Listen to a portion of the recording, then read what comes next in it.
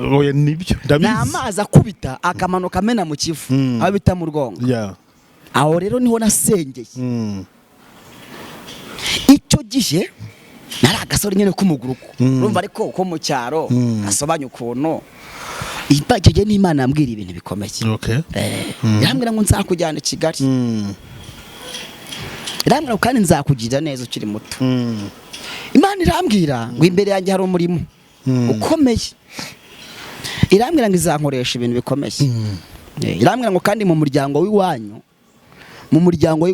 nzakugira nk'umukozi w'Imana cyangwa se nzakugira umukozi wanjye bafite abavandimwe benshi ari mwabo nzi nabo ntazi uko data ashobora kuba by'abana bageze nko muri hafi nko muri senkani ndeka ku mugore umwe ku bagore 5 papa yari afite abagore 5 yashatse abagore 5 yabyaye abana benshi kuko ndumva abo nibuka neza ni nka 47 kuko urumva njyewe ndi wa 47 urumva ugwiki uvukana n'abana 47 njyewe ndi wa 47 ubwo se murazi bose urabazi ari mwabo nzi nabo ntazi jo oya nibyo ndabizi n'amazi akubita akamanuka amena mu kivu aho bita mu rwongo aho rero niho nasengeye icyo gihe nari agasore nyine k'umuguru urumva ariko ko mu cyaro gasobanya ukuntu icyo gihe n'Imana yambwira ibintu bikomeye irambwira ngo nzakujyana i Kigali irambwira kandi nzakugira neza ukiri muto Imana irambwira ngo imbere yanjye hari umurimo ukomeye irambwira ngo izankoresha ibintu bikomeye irambwira ngo kandi mu muryango w'iwanyu nzakugira nk'umukozi w'Imana cyangwa se nzakugira umukozi wanjye bafite abavandimwe benshi ari mwabo nzi nabo ntazi uko data ashobora kuba by'abana bageze nko muri hafi nko muri senkani yabyaye abana benshi kuko ndumva abo nibuka neza ni nka 47 kuko urumva njyewe ndi wa 47 urumva ugwiki uvukana n'abana 47 njyewe ndi wa 47 bose ubwo se murazi bose urabazi ari mwabo nzi nabo ntazi jo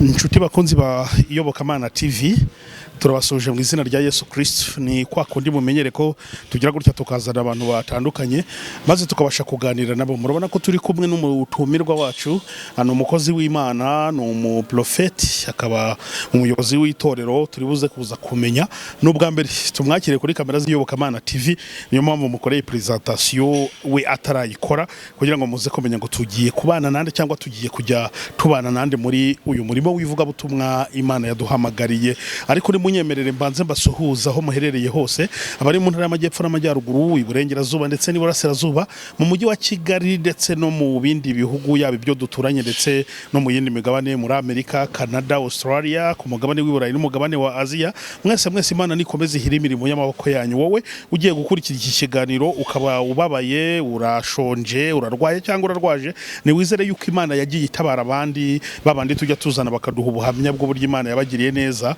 nawe izagutabara ntabwo ari wowe wizigirizaho nkana kuko ijambo ryayo rivuga ko naho yababaza umuntu ngo itajya ibikora iteka pastor ahubwo igegera aho ngo ikagirira umuntu ibambe ikamwishimisha ibyishimo bingana n'igihe yababarijwe imyaka y'ibyago ikayivuja mu ibyishimo naho rero wowe wishimye warashubijwe uri burashima Imana uvuga ati bya bintu Imana yambwiye yarabisohoje ngo uwe neza ujye ukunda gutabarana n'abanya Yesu abababaye nkuko wa muririmbyi yavuze ngo abajyana na Yesu gutabara abandi nibo bajya bagabana umugisha w'Imana mbere yuko tugira ikindi kintu dukora reka dusabe uyu mukozi w'Imana uyu mushumba abanza dushyira imbere y'Imana ayirarike kugira ngo ize kubana natwe muri iri vuga butumwa tugiye gukora ku Iyobokamana TV. Urakoze cyane reka dufate umwanya dusenge. Bana mu izina rya Yesu turagushimiye izina ryawe urihimbazwe wabanye natwe kuva mu gitondo kugeza mu masaha izina ryawe rishyirwe hejuru tukweretse uyu mwanya tugiyemo iki kiganiro nge na mwene data Joel Imana izibane natwe duhamagariye imitima y'abantu bose bazumva iki kiganiro kizabakore ku mutima kandi kizajye gihembera mu bugingo bwabo icyo duheshe n'imbaraga z'umwijima mu izina rya Yesu duhamagaye Imana ngo ibane natwe muri byose shelosti de las itangirane natwe kandi isozanye natwe muri byose. Ndagushimiye kuri Imana ibyumvise mu izina ry'umwami wacu Yesu, amen. Mushumba mumeze neza, murakomeye se? Turashimira Imana. Wow, tubahaye ikaze kuyoboka Imana kandi twishimiye cyane kubakira rwose. Urakoze cyane Joel. Muratangirana no kwibwira abantu badukurikiye bamenye ngo tugiye kubana nande muri iki kiganiro kivuga butumwa. Urakoze cyane Joel. Imana ni guha umugisha. Ikamanze nsuhuza wonyegereye. Yego. Imana guha umugisha, amahoro y'Imana he kuri wowe. Kuri twese. Ndakwishimira cyane. Nkunda ukuntu uri umugabo mwiza. Uko ungana ntago ariko abantu batekereza. Imana guha umugisha. Nyuma bambonye bwa mbere nitwa Revera Pasteur Murwanashyaka Felicien, ndi umuprofete. Hanyuma mfite madamu, mfite n'abana, dufite umugisha w'abana 6. Wow. Hanyuma dutuye mu karere ka Kamonyi, aho bita hariya ku Ruyenzi. Uzamutse ku Ruyenzi werekeza aho bita Igihara, niho dutuye. Yego. Hanyuma nkorera mu itorero ryitwa Elayono, ni itorero rifite ishami nyoboye hariya ku Ruyenzi, aho bita kwa Musenyeri, niho numva nkorera. Yego. Iryo torero rifite icyicaro ku Kacyiru, hanyuma rero rikaba rifite iryo shami hariya ku Ruyenzi. Ndi umushumba muri iryo rero, Imana iduhana umugisha. Okay. Ngira ngo ni ibintu byiza. Turi kumwe rero na Pastor Felicien, niwe tugiye kuganira muri buze kumenya byinshi cyangwa kugenda musobanukirwa. Baravuga ngo iyo Imana ishaka gukoresha umuntu ibintu bikomeye, ntabwo igikora ikosa ryo gukoresha umuntu ibintu bikomeye itarabanje kumunyuza mu bikomeye ngo imukomeze kugira ngo azabure uko akomeza abandi. Pastor Felicien tugiye kuganira, dore ko ari ubwa mbere tukwakire kuyoboka Imana TV. Ubundi ikiganiro cya mbere ngewe njya nkita icyo kwibwira abantu, kuko tugiye kujya dukorana ivugabutumwa, yaba ibyo tuzafatira mu rusengero, yaba ibiganiro tuzakora by'ivugabutumwa ku matopika runaka nzaba naguhaye, bizagirira abantu benshi umumaro. Ariko uyu munsi unyemerere bakumenye, bamenye ngo Pastor Felicien ninde, umuhamagaro we nuwuhe, Imana yamunyujije kugira ngo imukomeze, none nawe akaba agiye kujya adukomeza. Watwibwira ku bijyanye n'umuhamagaro gatoya? Bakoze cyane. Yego. Kandi nanjye nishimiye ko mumpaye ikaze hano kuyoboka Imana TV. Imana ibahe umugisha. Abantu bose badukurikiye, by'umwihariko nanjye ndabasuhuje. Aba diaspora nyarwanda, abari hafi n'abari kure bose babakunzi bawe, nanjye babaye abanjye. Kubibwira nta kibazo. Umupastor ukiri muto nk'uko ubibona, ngize imyaka 32 y'amavuko.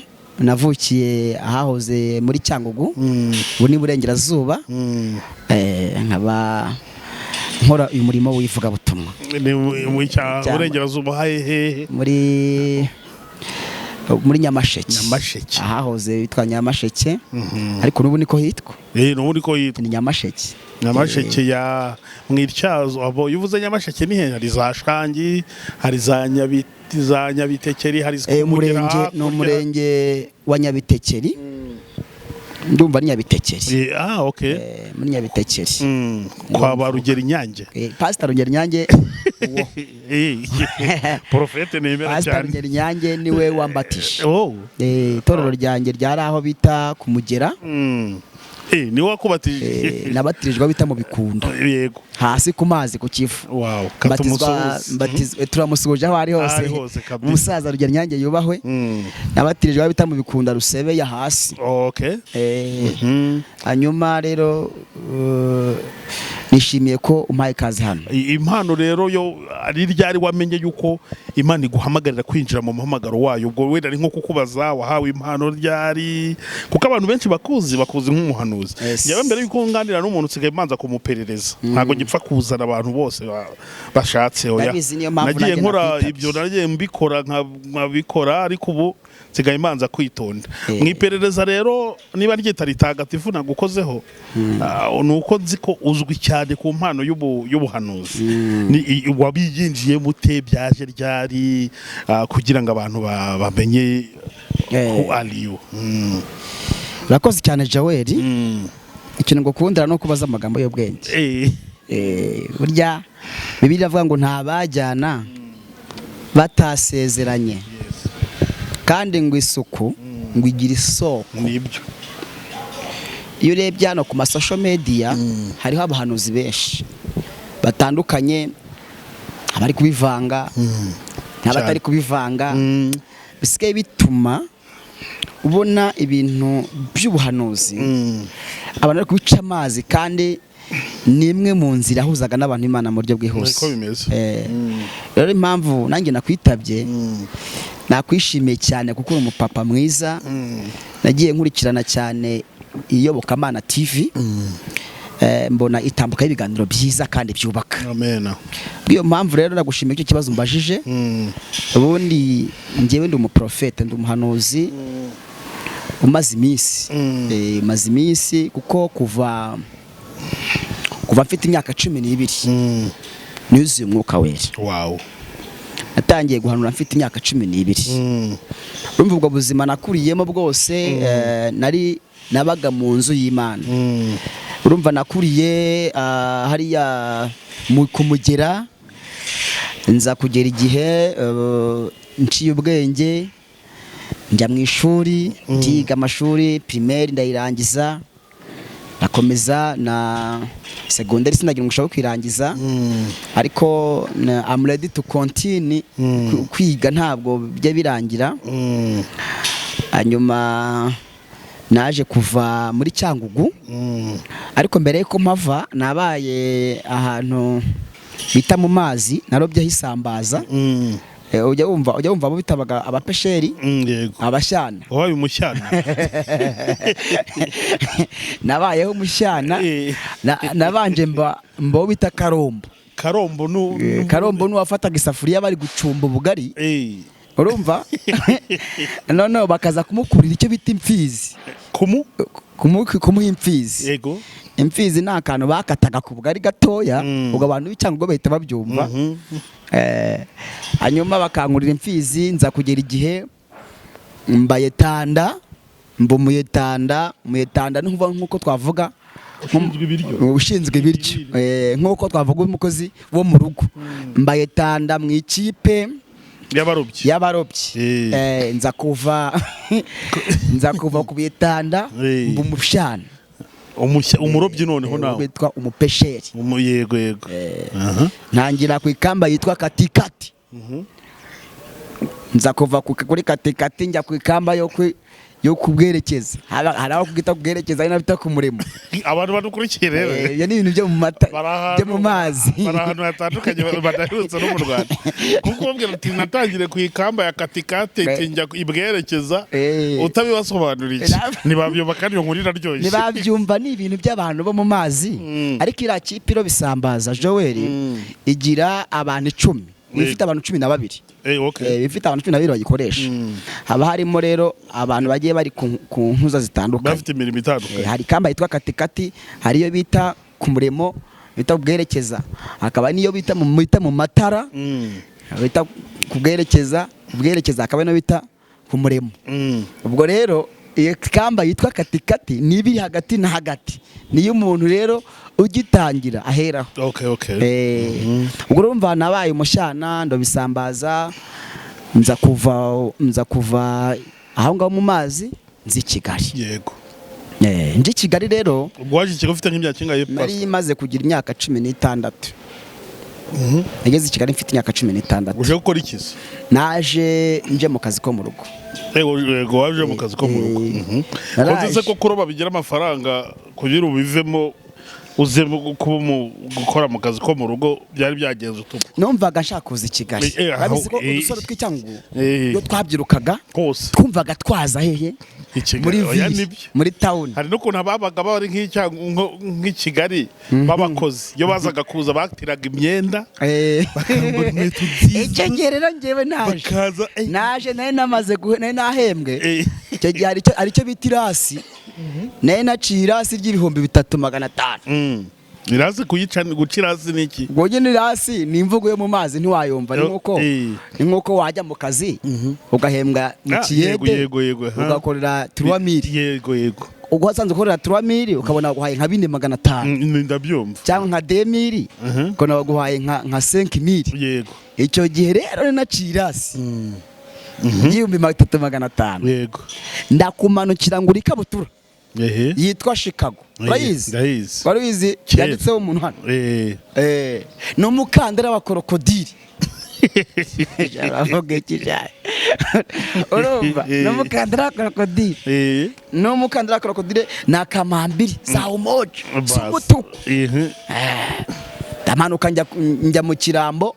Abita mu Kirambo niho nafatiye imodoka. Nabaganditseho Gasabo. Urubisi. Badazamutse umuhungu nguje Kigali wa Kigali. Wari ufite ahantu uje gukora se? Nari mfite umuntu nzanye wo muri famille. Okay. Nari mfite umuntu nzanye muri famille. Araza makazi. Yaza kukureba Nyabugogo. Akazi ko mu rugo. Akenshi abantu impamvu bandi kukubaza utubazo nk'utwo nuko bene izi story n'abantu baranazikunda. Akenshi ariko abantu bazi Kigali bwa mbere bakunda gutesekera mu urwo rugendo, bamwe bagera Nyabugogo, aba bari kuza kubafata ntibahite baza. Wowe byarakoroye nta oya byaranyoroheye.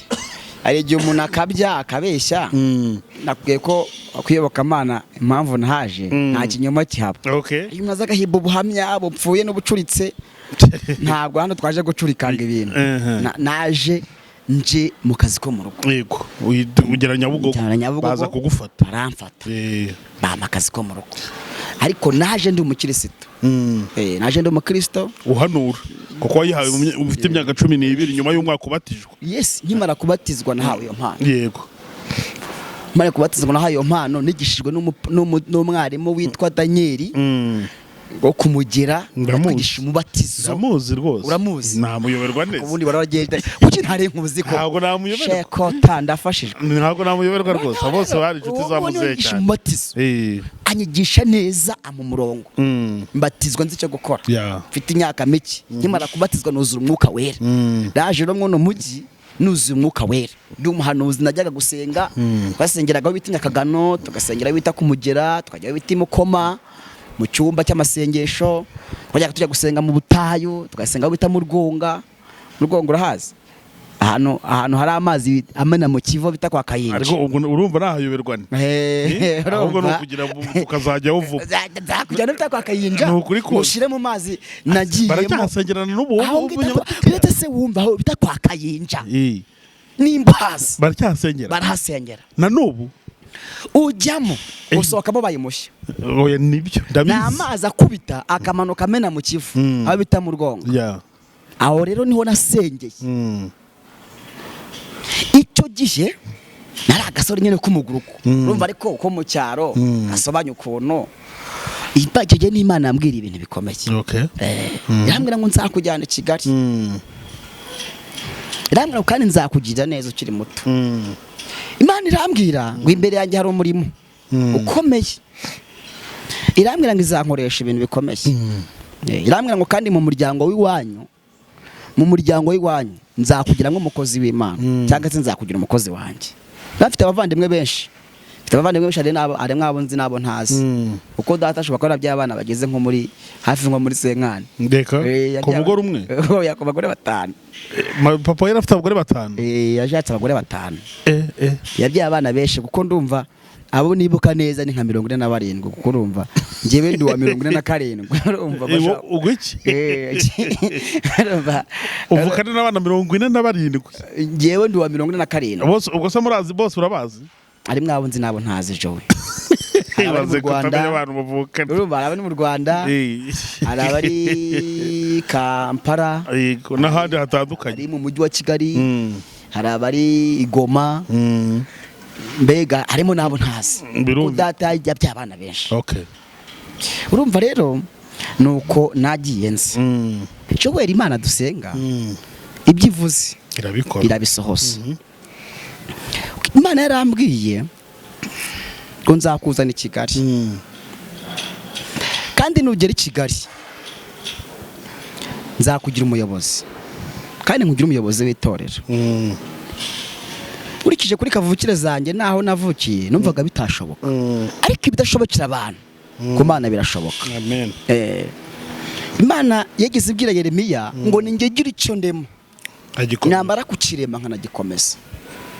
Nabonye Imana ivuga ibyivuze kagira gute ikabisohoza. Wenda mbere yuko tuza gusoza iki kiganiro tuze gufata nk'umunota umwe dusengera abantu bafite amasezerano kuko ubona ko abantu benshi bamaze gucangishwa n'amasezerano bigutuma bari no kubivanga. Ariko iyi Imana ivuze ikintu agitegereza iragikora. Kuri Imana yaje kunzana ngera i Kigali, ngera bita Katabara, nkora akazi ko mu rugo, nkorera umugabo witwa Enoke, yari umuntu wo muri famiye, namwita nka mwishywa wanjye kuko yabyarwaga na mushiki wanjye. Umugabo no wampaye akazi, turakorana, nkajya njya gusenga Katabara, ndi umuhanuzi, asenga Imana ikajya imbwira ibintu byinshi, Imana ikangirira neza, nkabwiriza ubutumwa bwiza, nkarakomeza nkikorera akazi. Maze kugira imyaka 20, nari umusore w'umugenda ufite imbaraga kabisa, n'imfite umurindi ukomeye. Nakoze uwo murimo wivuga butumwa, nza kuyobora icyumba cy'amasengesho aho bita ko Katabara, ndakiyobora pe, icyumba kirahitinga kigira imbaraga, umuhamagaro ugomeza gukura. Hanyuma Katabara aho ngaho naje kuhakorera mariage, wenda nitukongera kugaruka tugahura ko tuzakora ibiganiro byinshi, nzakubwira uburyo nashatse umugore kandi mwiza, usobanutse, nawe ufite kandi waciye akenge, wize akiga muri gihugu cyo hanze y'u Rwanda cya Kampala. Maze kunkorera ubukwe ndaho ngaho Katabara, nashyingiwe mfite imyaka 21 yuzuye, nari nkiri muto cyane, n'umudamu wanjye numubona nawe ni muto. Imana irambwira ngo ndagushingiye, ngushingiye ukiri muto kubera ko imbere yawe hari umurimo mugari, kandi ntabwo nzagukoresha umurimo uri umusore. Buryo uri umusore, Imana irabizi ko ugira ashobora kugira doute mu nzira. Imana imaze kunkorera ubukwe rero, nagomeje gukorera Imana impano no ziraka. Nbyara umwana wa mbere w'umukobwa, mwita byose niyo teta. Mfite umukobwa mwiza wo mu minsi witwa byose ni Imana. Uko nabonaga ibintu Imana ikoze, mbona niyo ibikoze mwita byose ni Imana. Umwana amaze gukura, mbyara wa kabiri, ubwo mfite abana bangana bameze nk'amasekariye, nawe abana bagiye nawe rutoni, ubabonye wasiga ugapfa. Umwe umukuru afite 9, umukurikiye afite 8, umukurikiye afite 7, umukurikiye afite 6, umukurikiye afite 5, umukurikiye, mbega bagenda barushanya mwaka. Rero nagomeje kuzamuka mw'iryo vuga butumwa. Rero nihuse tugera aho dushaka, naje gukomeza kuzamura izo mpano. Hari umupasiteri waje anyitegereza witwa Ngamije. Pasiteri Rivera, pasiteri n'umupasiteri mwiza cyane witwa Ngamije. Andeba ambona hano ndi kuyobora icyumba cy'amasengesho hari Katabara. Arambwira ati wava mu mukozi w'Imana. Anjyana mwivuga butumwa kuvuna umudugudu ahantu bita muri Kiyanja. Muri Kiyanja sinzi nimba hazi, ugera mu Kagarama ukambuka hasi ku matanura, ukambuka hakurya mu isantere yitwa Kiyanja. Aho niho nakoreye ivuga butumwa, mavuna umudugudu witwa Kiyanja. Ndawuvutse, mavutsa na korari. Ubu ngubu iyo korari irakomeye cyane, yitwa Isoko. Uwo mudugudu wamaze kuwufungura, itorero rirahamvana uko byabonaga amaze kugira imbaraga, rinjyana bita Rwabutenge, naho ndahavuna, naho hagira imbaraga. Hagize imbaraga, itorero ribona ko ngize imbaraga, kuko hari igihe uzamuka neza ukorana n'itorero bakabona urwego ugezeho. Baramfata baransengera kubabwiriza ubutumwa bwiza. Mwarimu 2023 ubwo nasengewe. Uyu mwaka? Oya 2020, koko 2023 n'uyu mwaka. N'uyu mwaka 2013. Sorry, 2013 nibwo nasengeye ku bwarimu, nari mbyitiranyije. Yego nabyumva. No 2013 maze gusengerwa ku bwarimu, bahise ko banshyira hano ku Karugire. Adeperi Karugire Igikondo sinzira imbasi Igikondo. Yego niho nakoreye ivuga butumwa ndo mwarimu. Ndahakurira mpakorera mu ivuga butumwa, ibintu bigenda neza. Abantu benshi bari baranze ku Karugire, baranze Karugira, mbana n'itorero ryanjye neza. Umushumba witwa Rweribamba Isaac niwe wansengeye. Nakoranaga n'umupasiteri witwa Venuste, tubana neza. Tubana n'umupasiteri witwa Ngamije, tubana neza. Ubu ngubu ku Karugira hari umushumba witwa Karangwa ubu niwe uri kuri ADPR Karugira. Rero Imana ibintu yagiye imbwira igenda ibikora. Rero igihe cyaje kugera Imana igomeza kugenda inyagura. Ubu tuvugana rero nicyo urabona komojeho, ntabwo nkiyoboye itorero rya ADPR ku Karugira, umuhamagaro wagomeje kunyerekeza ahandi. Hari kantu nageze kuganizaho kare. Hari igihe umuntu ava nko mu itorero akagenda atangira kuvuga nabi itorero rye. Buriya Joel umaze kugira inararibonye muri uyu murimo, niyo mpamvu nakwitabye. Ngewe ntabwo navuye mu itorero ryanjye ADPR hari ikibazo dufitanye, nta na gitoya. Ntiwanavuga nabi itorero rya ADPR ngo tubyumve kimwe. Rero ngere ku cyo ndashaka kugira ngo mvuge. Dutangira nabwiye abantu ko ndi umupasitori. Ubwo rero nyoboye itorero ritangiye vuba, ritari ryamara igihe kirekire, hariya ku Ruyenzi. N'umuhamagaro wanyerekeje. Ijwi ry'Imana ryarangendereye, Imana impa amakuru ahagije, hanyuma ntangiza itorero. Ubu ngubu niryo nyoboye hariya ku Ruyenzi nk'uko natangiye mbivuga. Muri make rero nishimiye ko wantumiye hano ku kiganiro ngo tubane hano kuyoboka Imana. Imana niguha umugisha mu izina rya Yesu. Ngira ngo ni ibintu byumvikana cyane. Nuko rero winjira mu muhamagaro nyine nk'uko Imana yari yaraguhaye isezerano ukiri mutoya. Umurimo wa gishumba se urabona bimeze neza, birimo biragenda? Urabona umurimo nyine uri kugenda waguka, bimeze gute? Umurimo urimo uragenda waguka. Urumva nibwo dutangiye, nta mwana wakura wahita yuzura ingobyi. Nabikubwiye ko dutangiye vuba. Tumaze amezi make, amezi 3. Dufite abakristo batari benshi, dufite abaririmbyi batari benshi. Ni ahantu dukorera, ni ahantu hashyashya hano ku Ruyenzi, nahakubwiye.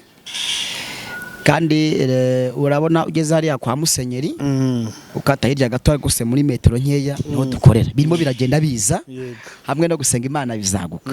Icyo nshaka kuvuga ni kimwe, nuko iki Imana yahamamagariye, Imana imaze kukinterekamo. Amen. Aho hantu rero dukorera nk'uko wabimbajije, dufite gahunda yo gukomeza kwagura ubwami bw'Imana, hamwe no gusenga bizagenda biza. Yego. Musenga ryari na ryari wenda ku muntu uri kureba iki kiganiro ngabimenye? Dusenga kuwa gatandatu. Twashyize muri weekend, urako ko twarebwa tukabona hari abantu benshi b'abakozi batabona uburyo bakora, batabona uburyo basenga kubera akazi. Dushyira muri weekend. Dusenga kuwa gatandatu kuva mu gitondo kugera saa 10 cyangwa saa 11. Dufata umwanya uhagije wo gusengera abantu, basomera ijambo ry'Imana no kubigisha. Niho dukora. Turi guteganya no kuzabatiza ejo bundi ku itariki 27 z'ukwa gatandatu. Tuzabatiza, tumaze kugira abanyambatizo hafi 30. Tuzabatiza. Hanyuma ku cyumweru duterana kuva saa 6 kugera saa 9. Kuko aho dukorera harimo abandi nabo bahakorera. Ngira ngo ni ibintu byumvikana cyane. Pastor, hari ukuntu umuntu aba afite ijambo akunda cyane muri Bibiliya. Bibiliya yose irakundwa, ariko hari umuntu uvuga ati iri jambo ryaragiye rinkomeza, ryagiye rimfasha mu muhamagaro wanjye, mu kubyiruka, mu bigeragezo. Ati iri jambo ringwa ku mutima ku buryo niyo wankumanga nsinziriye nabyuka ari ryo ndi kukubwira. Ni irihe? Iri jambo riri mu byakozwe n'intumwa. Areruye. Igice cya 10 umurongo wa 34. Na Bibiliya ngiyi no tutagika twasoma nta kibazo, twanavuga mu mutwe. Ni ijambo rivuga ngo nuko Petero aterura amagambo ati, noneho menye neza yuko mu mahanga yose wubaha Imana uwubaha Imana agakora ibyo gukiranuka. Amen. Imana iramwemera. Nukuri. Kokana. Irindi nkarisanga muri Matayo ibice byawo 28 murongo usoza. Ni amagambo Yesu yavuze ngo nuko mugende mu mahanga yose mubwirize ubutumwa bwiza. Yego. Umuntu wemera akihana mumubatize mu izina rya Data n'iry'Umwana n'iry'Umwuka wera. Amen. Ariko iri jambo riri mu byakozwe n'intumwa ndarikunda nawe ndari gutuye. Yego. Ndashimira Imana itaravuze yuko abantu yemera ari abantu batsengera ahantu runaka. Yego di sinabakiri. Ndafashijwe. Amen. Yaravuze ngo mu mahanga yose. Yego. Uwubaha Imana Shelotayas agakora ibyo gukiranuka. Yaravuze ngo mu mahanga yose umuntu wese wubaha Imana agakora ibyo gukiranuka. Imana igira gute? Iramwemera. Ni ukuvuga ngo yaba ari mu Rwanda iramwemera, yaba ari mu Bushinwa iramwemera. Apfa kuba akora ibyo kugeze gute? Yaba asengera restoration iramwemera, yaba asengera Zayoni apfa kuba akora ibyo gukiranuka iramwemera, yaba ari umunyagatolika Imana apfa gukora ibyo gukiranuka Imana iramwemera. Iri jambo ndayikunda ku buryo unamaye seminari niryo nakigisha. Ngira ibyigisho byaryo mu mahanga yose umuntu ukora ibyo gukiranuka Imana iramwemera. Amen. Mu mahanga yose uwubaha Imana agakora ibyo gukiranuka iramwemera. Ariko pastor buriya iryo jambo nanjye yo ritekereje yaba Imana ifite abantu yemera kurusha abandi nta abantu ntibari gukira abandi. Oya niyo mpamvu nkubwira waba ukennye. Niyo mpamvu nkubwira hari ibintu mbona hano kuri YouTube ugasanga abantu bafite competition imeze nk'amarushanwa. Ugasanga umuntu asohotse nko mu itorero agiye mu rindi agatangira kuvuga naba havuye. Bara n'abantu batasomye iri jambo. Ese pastor wenda tuvuga ku ibyo byo kuvuga naba huvuye buri umuntu akubajije ngo itorero rya ADPR wabatirijwemo ku myaka 11 uza kurivamo nyine ujya gukomeza irindi si wowe wenyine kuko hari n'abandi bakozi b'Imana benshi bakomeye bafite n'amatorero akomeye hano baje batangirira mu itorero rya ADPR. Umuntu akakubaza ngo ADPR ni ibyo uyishimira kugeza ubu cyangwa yagufashije iki mu muhamagaro wawe waba usubiza ngo iki? ADPR ndayishimira ibintu bitanu ariko reka mvuga 2. Oya urabivuga byose. Ikintu cya mbere cyagishimira murumva urwego ngezeho mu buryo bw'ivugabutumwa ubundi umushomba w'intama niko bimeze mu pastor usengeye nakubwiye ko ntangira ndi umurevera pasteur.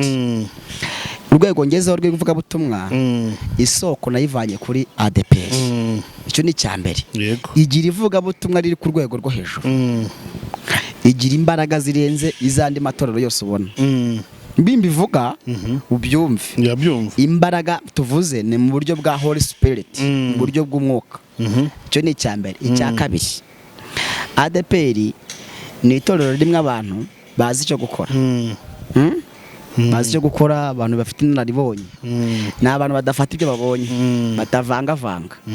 Bitavuze ngo n'abandi bari ku ruhande nabo bafata ibyo babonye ariko ni abantu badafata ibyo babonye. Icya kabiri, icya gatatu mbashimira bagira ijambo ry'Imana. Muri bo habahuzemo ijambo ry'Imana keretse babandi bamaze guterwa n'imbaraga utamenya aho zavuye basigaye bagenda batubura ibintu by'ibicupuri. Ariko abantu bari muri ADPR bakugira ijambo ry'Imana bifatika. Bitavuze ko n'ahandi ritahaba n'ahandi rirahaba ariko ADPR ikintu ngishimira igira ijambo ry'Imana. Hanyuma icya gatatu ukunda indirimbo cyane ntazanga ntekana nanjye ndi umuririmbyi. Uri umuririmbyi buriya nushaka indirimbo zifite sound ipika mu matwi zirimo amavuta shaka ADPR ku ndirimbo bakwica bararenze. Ikindi ibi ngibi by'umwuka w'ubuhanuzi bidukoresha kuko nanjye ndiwe buriya nubona umuhanuzi wakuriye muri ADPR uzamusanga n'uhanze ubuhanuzi butavangavanze kuko buriya amateka ya ADPR ndayazi cyane kuko nakubwiye ko mvuka cyangwa ubu niho hantu itorero rya ADPR ryatangiriye mu Rwanda. Cyangwa ubu niho hantu hambere hamanukiye umwuka wera bwa mbere mu Rwanda. cyangwa no hantu hambere habonetse umukristo wa mbere mu Rwanda. Urumva nanjye mfite onose uko niho navukiye. Umurire w'umwuka wera umbamo nawe ucomoye mu itorero rya DPR. Niko bimeze. Nakubwiye ko natangije irindi torero kubw'umuhamagaro. Yego. Kubera impamvu A B C D A ribuze kurondora hano. Sinote necessary kuzivuga. Yego. Kuko Bibiliya ntabwo yavuze ngo dukorere aha cyangwa cyangwa yaravuze ngo mu mahanga yose. Yego. Amen. Amen. Rero ndumva ari ibyo ngibyo bike navuga ku bintu byinshi ADPR ifite. Yego. Pastor, mu minota dusigaranye ngiye kuyiguha ugire ijambo bwira harabona ariko iki kiganiro bababaye barihebye bari mu bitandukanye hari abari kugirebireba barwaye bakeneye ijambo ry'ihumure ugira ijambo ubwira aba bantu b'Imana ubundi nurangiza uradusengera Imana turi kugenda dusengera umusozo w'irivuga butumwa. Yego. Ndumva urakoze cyane Joel.